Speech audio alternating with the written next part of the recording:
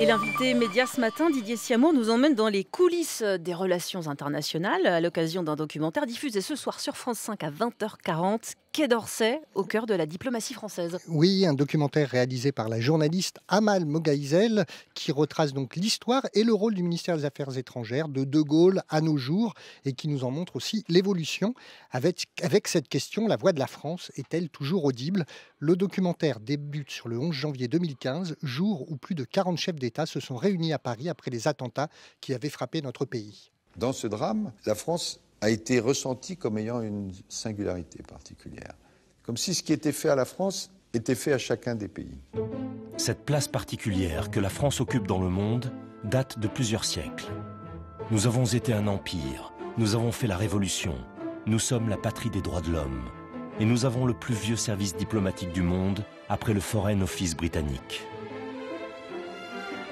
Au Quai d'Orsay, derrière ces murs, depuis un siècle et demi, on veille aux relations internationales de la France, à ses amitiés, à ses rivalités. On gère les crises, on négocie les alliances. C'est l'un des lieux les plus importants de la République, les plus secrets aussi. Et pour parler des secrets du Quai d'Orsay, nous recevons Arnaud Hamelin, producteur de ce documentaire. Bonjour. Bonjour. Tous les ministres se sont prêtés volontiers au jeu de l'interview dans ce documentaire? Pratiquement tous, je crois. Je crois qu'il en manque un. Lequel?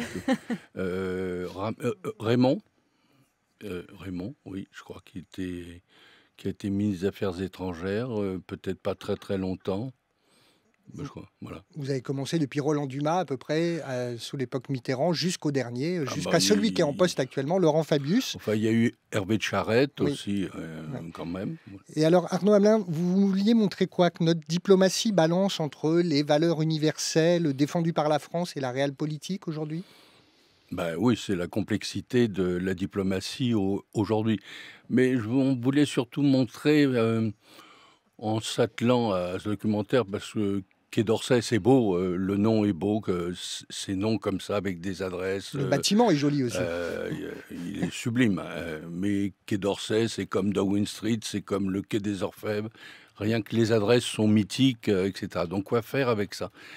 Et l'idée, c'était quand même de montrer la grande différence et l'évolution de la diplomatie française, de la force de la France, par exemple, entre De Gaulle et François Hollande d'aujourd'hui. Il faut savoir que De Gaulle, lui, a pu taper sur la table et a pu dire aux Américains il faut rentrer, même s'il nous avait libérés, bien entendu, il faut rentrer aux États-Unis et on quitte l'OTAN.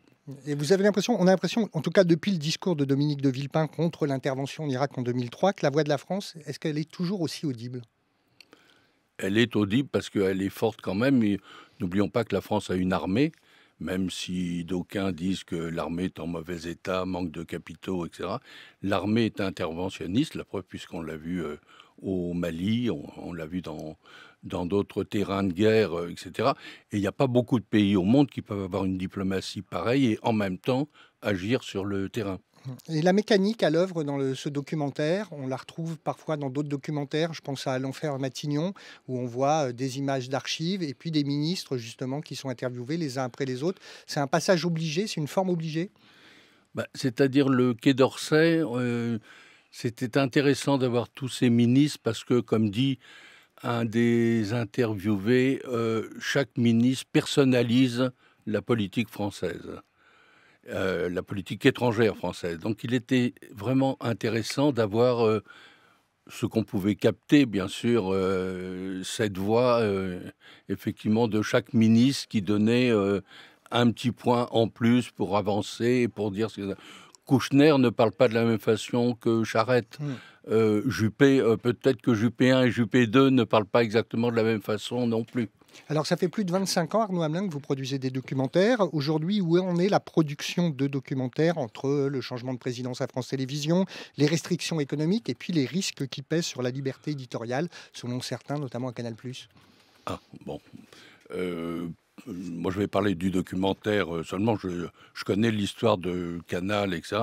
Le documentaire, ça fait 20 ans au moins, parce que vous avez rappelé que ça fait 25 ans que je fais ça. On dit le documentaire, quel est son avenir, qu'est-ce qui va se passer, comment ça va durer et tout.